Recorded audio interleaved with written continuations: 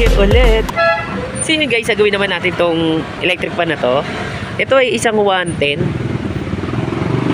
100 volts. So yan siya guys. So nasaksak nila sa 220 to. Kaya ang naging problema niya ay ayaw niya nang umandar. So saksak ulit natin. Saksak lang natin sa tester natin guys. Yan, tester lang natin. Wala nang problema, hindi na masasabog yan pag natin. So yun guys, umaandar na lang yung pinaka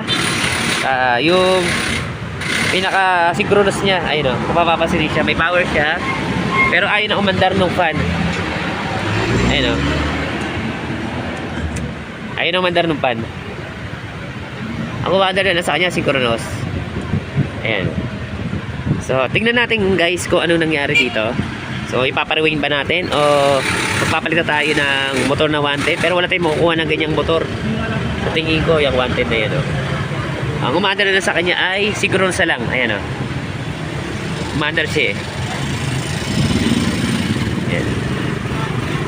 Pero hindi niya na kaya paandarin yung fan. Ayaw mandar ng fan.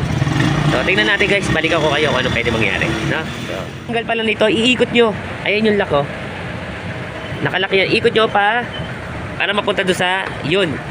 Ikot nyo na ganyan, tatanggal nyo na to. Tapos ito yung makikita natin sa loob nya. So kita mo ng LEC nito. So baklasin natin to, LEC nya. Ayan.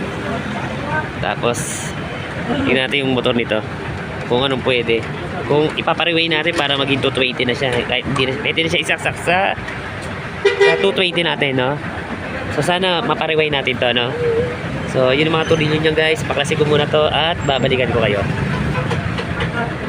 So yun lang yung mga tuloy nyo dyan. Ito, tatlo na yan, no? So balikan ko kayo guys. Tanggalin ko lang to guys.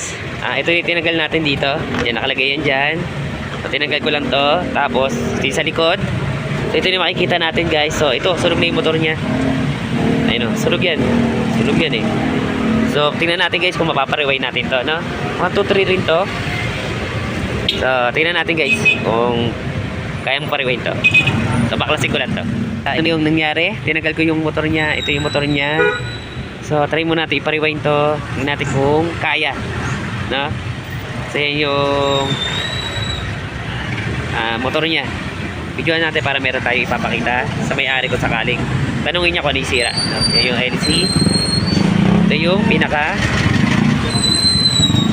motor. So balik ko kayo guys kung mapariway natin to. Balik na tayo dito sa pinariway natin. So ito yung itsura nya. So ipalagay na natin dito sa motor na to. Yan ang electric pa na yan. Ang capacitor nito ay nasa 5, pero gagawin nating 1.5 na lang kasi nga maliit na lang yung motor nya dahil pinariway natin. Dahil isa siya dating 110, ngayon ay magiging 220 na siya. So kaya yung capacitor niya papalitan natin yan, no? 5 yung capacitor niya guys eh. Ayan o, 5. So magiging 1.5 lang to dahil ilalagay natin siya ay magiging 220 na lang. So tingnan natin guys kung anong mangyayari dito. So ikakabit ko muna siya dyan at babalikan ko kayo guys. Try na natin. So yun yung pagkakalagay natin, ganyan lang siya. So tingnan natin guys kung puputok. So 110 muna natin ilalagay. 220 yan guys kasi 110 tong electric pan na to. So tester muna natin. Tingnan natin sa 1. Okay, 3. Okay, tingnan natin sa 1. 1 2 3. So parang tingin ko okay naman dudes. Ayan o. So okay naman siya. Okay naman ilaw niya. Tapos mandar. So tayo natin 0. Tapos oscillation natin. Oscillation. So okay naman. Try natin ito 20 tol. Tingnan natin kung kung ano mangyari, kung puputok siya o hindi. So 220 natin. So 220 na siya. 220 naman to yung rewind niya. So tingnan natin. Ayun. So okay naman. Mahangin. Yun, hangin. 2 3. So yan guys.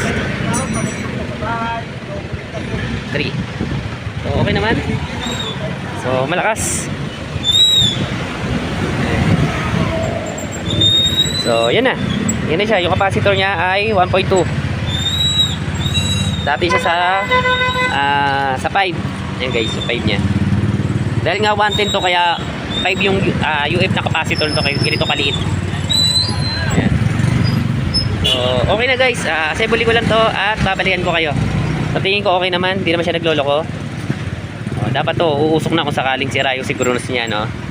So, okay naman yung siguranos niya. Umiikot naman siya. Pasinin nyo guys. Ayan, umiikot siya. Siguranos. So, assemble ko muna to at babalikan ko kayo. So, yun muna. Yun yung motor niya. 0.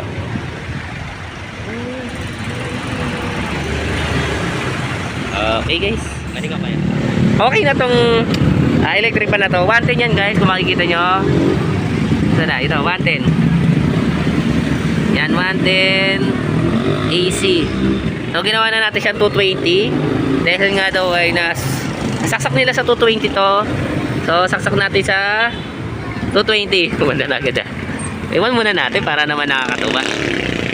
So 220 na to guys, kasi pinalitan na natin siya ng motor. So niraway na to. So uwan natin. 1 2 3. So yun guys, lakas. So ayan. Tapos 0, tapos 1. 1. So guys, umikot siya. 1 2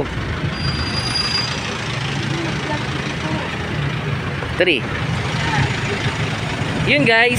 So okay na to. So pwede natin bigay sa may-ari to. So 110 to, naging 220 na siya. So yan ang itsura niya guys. So maraming salamat sa pagsama. So paalam na, may batang kalbo. So yun na. So bye bye na guys.